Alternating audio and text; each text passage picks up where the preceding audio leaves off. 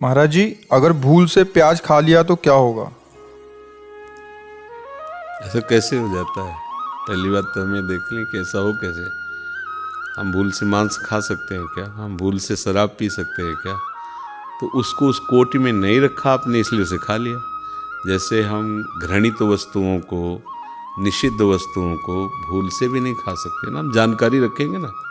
अब जैसे किसी होटल में मान लो आपको कहीं व्यापार वाले हो, नौकरी वाले हो, आपको जाना आना, आपको जानकारी करना होगा कि भोजन में मांस तो नहीं पड़ा, आपको ये चीज़ें तो नहीं पड़ी, प्याज।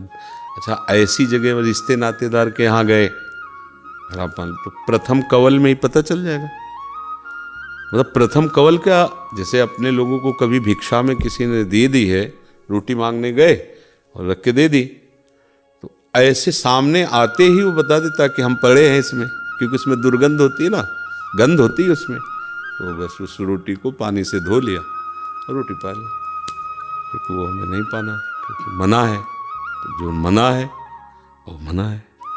मतलब जैसे हम किसी रोग से ग्रसित हो, डॉक्टर कर दे ये चीज़ मना है, तो उसमें वकालत नहीं करते, उसमें मान लेते मना है।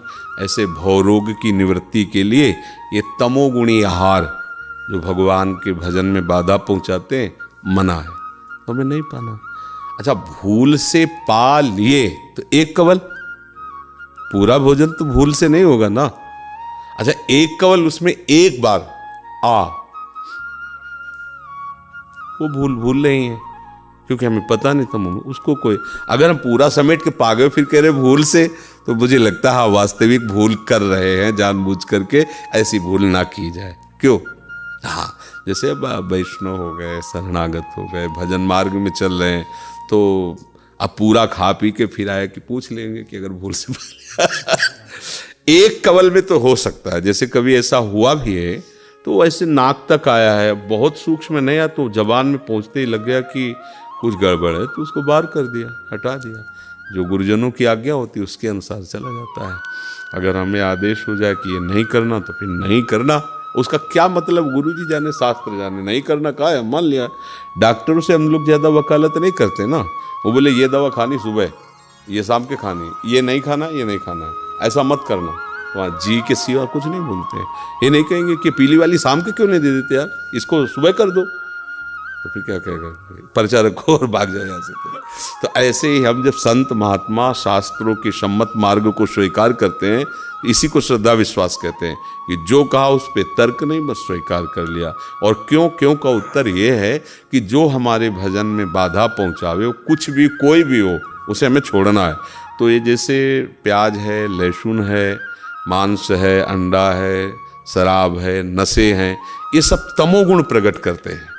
तमोगुण निद्रा, आलस्य, प्रमाद, भजन में अरुचि, इसलिए इनको मना किया गया, नहीं खाना। ये आसुरी, तो आप राक्षस तो है नहीं, आप मनुष्य और भगवत मार्ग के पथिक हैं। अलग अलग है ना।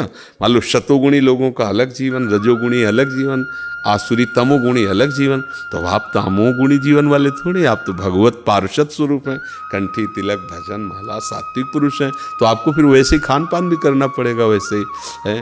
अब तिलक कंठी लगाए हो, होटल में जाके हो, मुर्गे की टांग हो, शराब, तो कहीं बन पाएगा क्या? मतलब लोग हंसेंगे आप पे, वारे नौटंकी, सामने कहे क्या है यार तुम नाटक कर, तिलक लगा, कंठी लगा, ये सब क्या है?